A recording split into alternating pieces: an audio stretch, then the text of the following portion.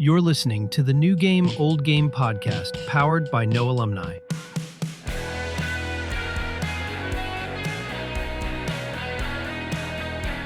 This month, we were on the road, roofing conventions in Oklahoma City and Vegas, and Las Vegas again for CES, surrounded by 140,000 plus people building the future. And here's what stood out. The innovators were packed shoulder to shoulder. The ones selling the same old model were fading into the background. In this episode, we talk about what those rooms reveal, why the old game is quietly losing relevance, and what the new game actually rewards now. This isn't chaos, it's a shift. Let's talk about it.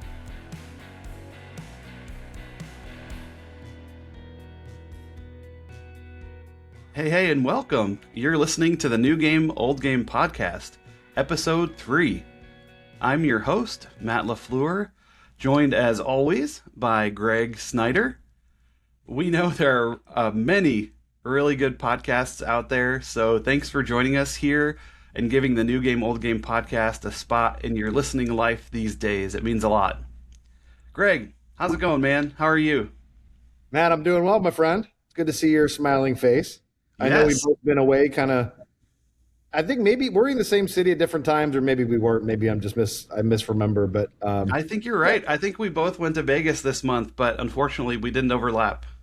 No, I don't want to offend anybody that loves Vegas, but it's not my cup of tea. I totally get that. Vegas has a certain smell, man. Once you get off the plane, it smacks me in the face. Yeah. So it wasn't not warm while I was there. It was very much Ohio.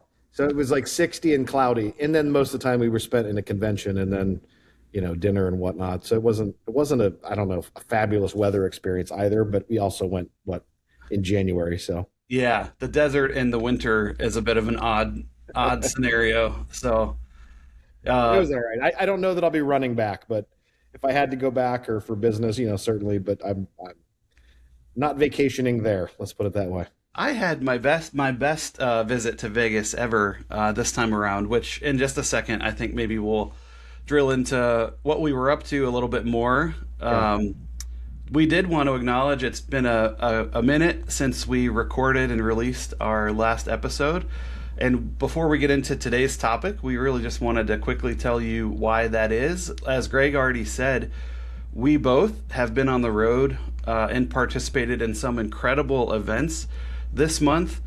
Greg, tell us, where'd you go? What'd you see? What took you to the events that you participated in this month? So I was invited by a good friend who had a booth at, it's called RoofCon. So it's a big roof convention in Oklahoma City, which that was an interesting town. Not real exciting, kind of like, I don't know, Cleveland, but in the middle of flat lands everywhere. So that was cool. And then a couple weeks later, we went to Vegas for the International Roofing Exposition. So that had all the manufacturers and products, and it was super cool. And there to help my friend promote his business, but also gave us some space to talk about No Alumni and share some stories and meet some people, give out some stickers, and just had some really good conversations about the trades, and you don't necessarily have to go to college to be successful, and that. Obviously, those two meetings were full of people that, had taken alternate paths. So just good to connect with the roofing space, because that's the space I'm currently in. So it was a blessing, and very thankful to my friend John for, allowing me to kind of tag along and be a part and help him and also, kind of get the message out about No Alumni and what we're doing. Awesome. And on my end, I spent a week at the beginning of this month in Las Vegas at CES, which is the annual Consumer Electronic Showcase. This was my second time attending CES, and wow, it was an incredible, overwhelming, full event. A week of the world's greatest innovators, technology pioneers, technology products and developments, everything from manufacturing to autonomous vehicles, robotics, software that's pushing limits, home products with home automation, incorporating elements of hardware and software into homes and into offices and into commercial settings. it was uh, breathtaking in an overwhelming kind of way. Just the depth and breadth of exhibitors, of things to see, hear, touch, the demonstrations. One of my favorite parts of the event was Eureka Park, which is where all the startup companies that have anything to do with technology that attend CES, it's where they're showcased. The energy in that space was really incredible. I think something crazy like 140,000 people go to CES. So it was just a huge event. I got a lot of steps, a lot more than normal, covering so much ground across Las Vegas, across like 6 hotels on the Yeah. strip, and the convention center packed out everywhere you looked. So it was incredible. I would say importantly, we go to these events. One, in case you can't go, our listeners, we want to go so that you can get a taste or get some small version of impact and lasting impression or lasting wisdom from events like that. We also go so that we can meet you. Some of our listeners probably do go or will go to events like this, and we'd love to connect with you in that way at future events. And third, we just take every opportunity that's presented to us to further the new game, old game discussion, whether it's in industries that we already know backwards and forwards, like roofing, or whether it's on totally untrod ground where there's innovative opportunities and maybe some pioneering opportunities that will really impact the workforce, the economy, all kinds of industries in ways we've never thought of before. Whatever the case, we're just committed to furthering this conversation that the new game, old game is all about, and that's furthered by no alumni. So Right. it's a Can I, privilege to be able to I'll cover those. jump in? Oh, 'Cause yeah. you're talking like this is what I like about when you and I talk, because when you talk, sometimes it sparks me. But I think obviously what's being shown at these shows or these trade shows is innovation, right? So new products, new ways to do things, improvements, which I think you could consider very much new game type of things, right? You're not going there and talking about 10-year-old technology or what was done 3 years ago. It's always people innovating, and those that innovate seem to garner the most attention. Those that maybe stick to an old model, they just kind of. I've seen people fade into maybe I hate to use the word irrelevance, but they had a platform and they never changed, and the information that they're now giving is just no longer really, at least in the roofing space. Speaking particularly about the events I went to, it's just no longer relevant and it's no longer works. So it's like that person that was at one point had some influence no longer really does. So it's interesting. And I do think trade shows in general, like I know like the home and garden shows that we have in different cities, like I've seen the decline of that and what that looks like and the way people shop. But I feel like the trade shows, I feel like the in-person getting together, like it was a huge event. There was a concrete event going on at the same time, which was almost double the size of the roofing. I do think that um, it's people giving new information, showing new things, kind of in an old way, which is interesting. And I think I don't know. I have no opinion about trade shows and where they're going, but it seems like they're still going strong. So I don't know. I notice the innovators get the attention, and the ones that display that and can communicate that properly seem to have the success. Yeah, definitely. And these events, I think, present really unique opportunities to look other people in the eye that maybe we don't have in the regular course of our life or in the regular course of our business. So it really brings people together in a special way, in an embodied way. I know at CES, a lot of pitches were given, a lot of deals were done as a result of those pitches. And I don't even mean in a formal way. I just mean people were networking, and people who had been in dialogue for a lot of weeks and months leading up to this event maybe finally had that opportunity to sit together and get something done and find agreement about partnering on moving forward. And so, yeah, there's from learning to networking to literally doing business and finding new partnerships. Like, these events offer a lot of great opportunities. We're not here to promote those events, but we want to share the goodness of those events and any net benefits to the work we're doing here and the work that our listeners are doing. Obviously, we want to grab that and share it far and wide. So it's cool to be able to do that, cool to be able to engage in those spaces and those conversations, and kind of back where we started. That's the reason we haven't recorded and released in a little while, but we've got the January slate of events out of our system. So here we are back at it, and we want to dive in to today's topic now. In our last two episodes, we spent time introducing and describing the old game, linear careers, credential first thinking, tradition for tradition's sake, no critical thinking and no questions asked. The idea is that if you just follow the script long enough, head down, and plow ahead, things are going to work out for you. Today, we want to slow things down and turn over to the other side of the coin. We're going to discuss what we mean and what we think about when we talk about the new game. And some people probably hear this new game idea and immediately assume chaos or anarchy or some total rebellious movement from frenetic change, tearing things down and all this chaos. That's not what it is. Greg, before we even define the new game very much, I want to start here. When you hear people potentially react negatively to this idea, what do you think they might actually be afraid of? Well, I think when people hear about new game or any type of growing or growth or thinking about new ways to do things, I think that I would assume most people are, I'll speak for myself, right? Because I can speak for myself. What I would think about, what I have thought about is like losing some control. I think, what has worked, this worked for, the last 10 years. And, so just the resistant to kind of change, which I think, I know myself, I don't know that I love change, but I've gotten really used to it. And I think the more you go through change, the better you get at it. So I think losing control, just change, I think scares a lot of people. Fear.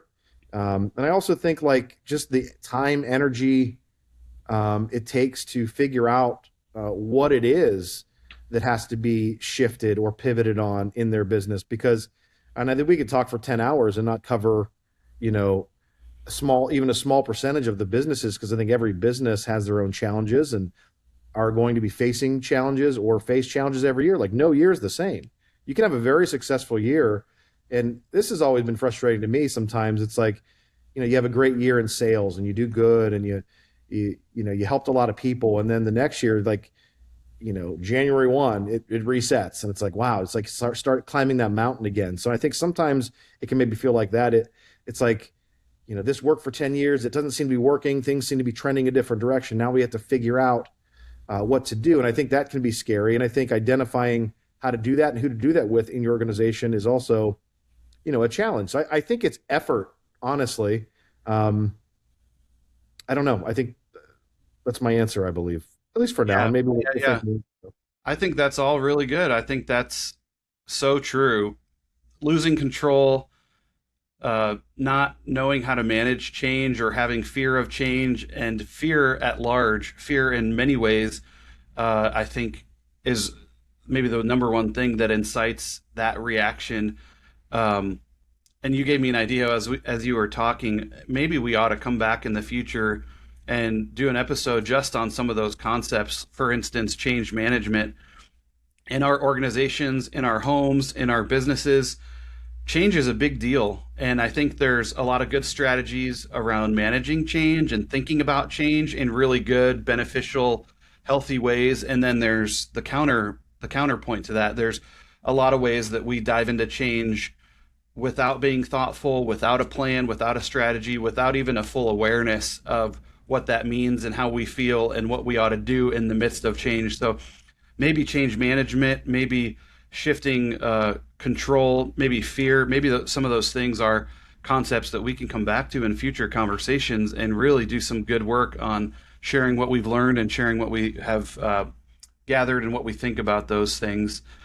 We want to be clear in this as we get rolling with the new game. The new game is not necessarily easier. We're not saying that. In some ways, it's actually more demanding. You don't get to hide behind systems that no longer work, and that can be uncomfortable for many. So let's define this clearly. No buzzwords, no chaos, no hype language, no hyperbole. At its core, though, the new game rewards a different set of things than the old game did. Not better values, but different ones. In the old game, a lot of the questions sounded like this. Where did you go to school? Who did you work for? How long have you been doing this? But in the new game, the questions have quietly changed to sound more like this. What can you actually do? Can you show me what you can actually do? How fast can you learn? How quickly can you pivot? Can you do a lot with a little? Greg, when you look at trades, construction, roofing maybe, any technical work really, or even the workforce broadly, have you seen these shifts at play, these new game questions being asked? Where have you noticed some of this in your experience? I think with just in general, as far as I think for a long time we pointed kids and young people to go pick something and like become an expert at it, right? And I think where we're headed with work is I think yes, there'll be a lot of that and some of that. I think it's going to be less and less for different reasons. But I think we're moving into kind of new game. I would say it's like learn as many skills as you can, become proficient at things. That way you're able to pivot. Because I think if you only know one thing and that one thing goes away for some reason, then you're kind of like left. What that's a scary place to be, right? So I think and I'd like to have a podcast on this at some point, kind of do a deep dive, and other people have too. So, but like, specialist versus generalist. And it's not that one is better than the other, but certainly generalists, I think we don't teach that in school. I don't know that we teach that in our educational system where basically, let's learn a lot about a lot and kind of broaden your scope. Instead of being maybe great at one thing, you're really good at maybe 4 or 5 different things. And I would say just kind of speaking to the roofing space, I'll stick with that. Like the old way of doing things was very much relying on the insurance companies to pay for roofs. I'll just be blunt. So waiting for a storm to happen, and then a shingle gets blown off, insurance comes out, they pay for the whole roof. And that was the model for years and years and years. And it's very much what we're seeing in the roofing space. That's very much old game. It's not that storms don't happen anymore, the roofs don't get damaged, but the insurance companies have changed how they cover homes and their liability and their appetite for covering certain properties with roofs of a certain age, and also higher deductibles, percentage deductibles on homes. Instead of a $500 deductible for wind and hail, now it's 2% of the home's value, which is significantly different. So I think like the roofing businesses that thrived for so many years chasing storms, yes, there's still a business to help people that got hit by some sort of a natural disaster, act of God, whatever you call it. But it's like that market, like that, those contractors only focus on that. We see it. I think they're dead and they don't even know it. And I think so a lot of people, the people that are adjusting and have adjusted, and I would say the company that I'm with, retail has to be a big part of your company. And it's not even retail. It's like the service, like being a service to people and helping people and becoming known in your community. And I could talk for hours about that, but basically, the model has to shift or it goes away. Right. And I'm sure, Matt, you can name a couple companies, and it's like the Blockbuster, Kmart, Sears, JCPenney. And I'm not saying that I think there might be some JCPenney's left. I don't know. I haven't looked, but like companies at one time that, oh my gosh, they're massive. And I remember going to Kmart and getting the slushie, and it was delicious. And, they had all the toys, and like, it was so busy. And now it's like the Kmart is a U-Haul storage place where I live. And it's like, and that's an older example, but some of the younger, listeners won't even know what Kmart is. But like at one point, these were companies that were unstoppable. Yeah. And they're gone. Yeah. And they're relevant. So that was a long-winded answer, but a lot of things to talk about and think about. Yeah, for sure. I think the couple keys I took away from that is the ability to pivot. If you can't pivot, like you said, you could become a dinosaur. There's no such thing as too big to fail. We've seen that proven or disproven, however you want to look at that, in many ways across the centuries, and even forget history for a second if you want. Even in our real world economy in recent days, we've seen some big giants fall, as you mentioned. And then the skill development, like the proactive skill development, that's not just that specialist or that one trick pony idea that maybe is was very normative in the old game, is that we focus on this one skill, we apprentice, we discipline, we hone in on this one. And I'm not decrying that. There's nothing wrong with that per se. But I think the new game challenge is, as you said, push the boundary on varied skill development, be proactive with a variety of skill development. One of the biggest misunderstandings is that the new game, as we talk about it, is somehow less disciplined than the old game. The truth is it's actually the opposite, because in the new game, skills matter more than signals, and contribution matters more than credentials, and the learning velocity and development matters more than a pedigree. This is why resumes alone are losing power. Portfolios and proof of work and demonstrations, real experience and real relationships are now taking their place. That's what the new game is all about. Can I talk on that, Matt? I talked to somebody 2 days ago. He sold like almost $4 million in 27 months in fencing, and the company just made some bad decisions, was using a lesser product. They just kind of switched gears, and it wasn't for him anymore. He's a very successful salesperson and does it the right way. Like, he's putting resumes out that I think AI is catching, and he's getting nothing.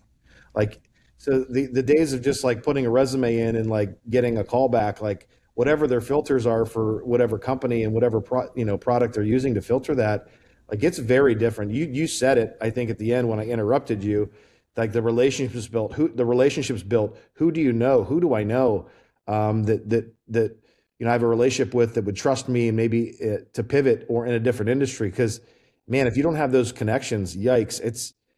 It is getting interesting. Yeah, already. And there's new ways that we need to learn about, to know about, and to actively pursue to make those connections than maybe there were 5 years ago, 10 years ago, 20, 25 years ago. So we've got to really be aware of that landscape and aware of ourselves and do an inventory of ourselves constantly of what are we doing, asking those questions. What are we doing to pursue the new game and build the life we want, build the career we want in this new game? We don't want someone to hear this and think, oh, I'm not there. Maybe I just need to quit my job tomorrow and check out. No, you don't quit your life to play the new game. You reorient, you build, you pivot. Want to speak to individuals just for a second. Like, for individuals, this first shift is really internal.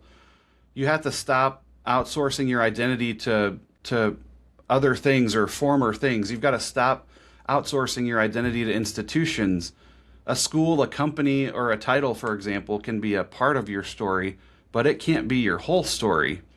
The new game rewards people who build real skills with real proof, real results, and that are built on the foundation of real relationships. Mm-hmm. Greg, you just gave an example with the fence company and that individual. When you see people stuck that you come across in life or work or professionally, whatever, where do you usually see them perhaps over-reliant on old structures? Well, I think a lot of people's like, well, I'm going to go back to college, which is fine. And that might be a great option. We're not certainly saying that's a bad option, but there are other options, right? I know a friend, and I don't want to tell his whole story, but he's going to be on our podcast soon. Like, he went and took, a public speaking class and got a coach on his own. So that's education, right? So that's pursuing education. That's pursuing learning a new skill, which can help him in his real estate business. It can help him because he wants to start public speaking. So those are just kind of, I don't know if it's outside the box, but it's not, he didn't like, well, let me look at Ohio State and what I can take. It's like he proactively educated himself in ways that, like, well, that's interesting as you think about it. So I think that, again, I think we'll say this a bunch. We've probably already said it. We're not anti-education, because I feel like nearly every day, and there's days where maybe I struggle and I'm not into learning anything new or wanting to, right? And I think that that's normal. But like, really almost every day I'm learning something. So education, I don't know that you ever stop, educating yourself and learning more and looking for truth and, finding meaning and all those things every day, even if you don't realize you're doing it. So I don't know. I think it's thinking outside the box like that. And I guess it would be individually, if we're talking to someone, I think that's what's going to be neat, because the new game, old game thing doesn't go away. Like, as we have guests, we're going to be able to dig into different people, their stories, and also different careers, businesses. And I think there's a book, Matt, Unreasonable Hospitality, and it's a fantastic book. It's about restaurants, right? But you could be in, the plumbing space and take so much away from that book, even though it has nothing to do with plumbing. So I think books and audiobooks, because Matt, you might be a big reader. I don't know. I've never been a big reader, but audiobooks, I do like to do that while I drive. So there are ways to educate yourself and kind of think outside the box. Yeah. I love what you raised, because I think this gives us an opportunity to highlight a key part of the new game, old game heartbeat and the no alumni DNA. For instance, there's a difference between values and modalities. And I think when we talk about new game, old game, Modalities, I'm sorry. that modality just means the mode you use or the method that you use. So like with the way we believe and the way we're pursuing work and the way we're pursuing to build the lives that we want, that we feel called to pursue, we esteem certain values. For sure, one of those values is education. It's learning and growing, because we don't think we're better off by staying stagnant. We don't think anyone's better off by never learning and never growing. So the value is on learning and growing and doing that in a way that's lifelong, being, that cliche phrase, lifelong learner. Even though that might be an overused phrase, I really love that phrase, because all of us are called to embrace the opportunity to learn something every day of our lives. Now, the way we do that gets at to the mode and to the modality. And there's this, especially in educational or academic or even some professional circles, there's a lot of thinking that says the mode has to be this and it's X. And let's just pick on college for a second. And a lot of people, their mode or their variable, if you plug in X is go to college. That's one way to live that value of being a lifelong learner, but it's not the only way. And that's really at the heartbeat of these new game, old game conversations and the new game, old game work that we are pursuing and sharing with the world. Is there doesn't have to be one way. And we've talked about that in prior podcasts. That'll continue to come up in all the discussions we have. There's nothing wrong with going to college. We're super clear on that. What we would say is wrong is believing that there's only one way to be a lifelong learner, or that there's only one way to get information into the stuff between your ears.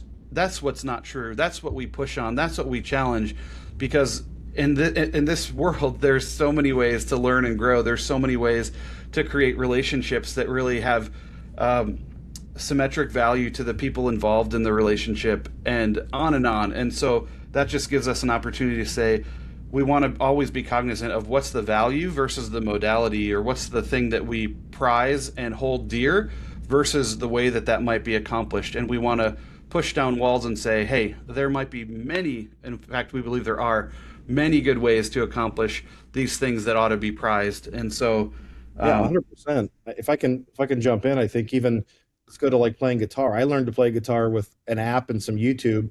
And am I Eric Clapton on guitar? No. No one will ever accuse me of being a great guitar player. Can I be serviceable? Yeah. So I could go and have a campfire and play a couple songs. I could do that, right? So and then maybe another person, went and spent $100 an hour paying someone to learn guitar. Maybe they do it better. I'm sure that they might probably do. Maybe that's a quote unquote better way, or for that person anyway. But then, that same person could sit around the campfire who's saying, hey, where did you learn to play guitar? How exactly did you learn? No one's probably really asking that. It's just you can do the skill. Do you have to get great at it and put 10,000 hours and become a master at it? You certainly can. But it's also okay to just be pretty good at it. And that's a skill, right? So you can use that maybe at church, or, to get yourself a girlfriend, because I can play guitar. Look how I look, right? So there are different ways, I think, and different levels to all this, and not one of them right or wrong. And I think that is, kind of sounds like we're kind of mushy in the middle there, but I don't think so. I feel like we're never here to put anybody down and to put their path down. I think we're very strong as part of our ethos. Oh yeah. Yeah, I agree. That was a good point. We, for time's sake, we're going to bring this conversation to a close in this episode, but in the future, we will undoubtedly be revisiting these concepts and these ideas, and even bringing in stories and more and better illustrations along these lines. Specifically, we'll be sure to circle back to what are some of the most important new game ideas and concepts and definitions for business owners, for entrepreneurs, for parents, for mentors, for people in leadership roles. There's so much more that we have prepared and that we are just so eager to share with our listeners, and we commit to do that. We're going to keep coming back to a few things in these podcast conversations. Real stories, honest talk about honest trade-offs, no silver bullets.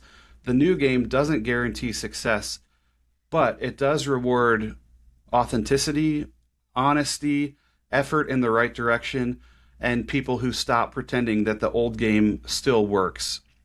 We are so appreciative that you've joined us in this episode.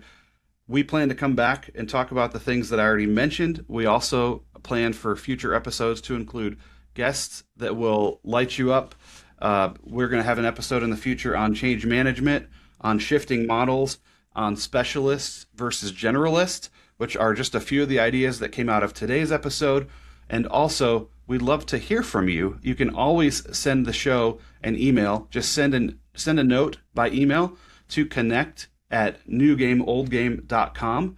If you've got ideas for guests, for topics, if you want to send in questions, if you want to send in any kind of feedback or notes, we'd love to hear from you. Also, we'd be so grateful if you liked or gave a 5-star review or some kind of positive mention or accolade in any of the venues or places where you might be listening to this podcast. That helps us out an awful lot. And even more important than that, than a review or a like or a follow, is share this with someone who you think needs a little encouragement. Share this with someone you know, maybe a friend or a family member who is already thinking this way about certain things and would love to join the conversation. If you made a personal share of this episode or anything in our podcast to somebody that you know, that would really mean the world to us. We want this conversation to get bigger for the people who are thinking this way and talking about these things. And that just makes everybody better in their life and in their work. So share it with someone you know. And thanks so much for being a part of today's episode.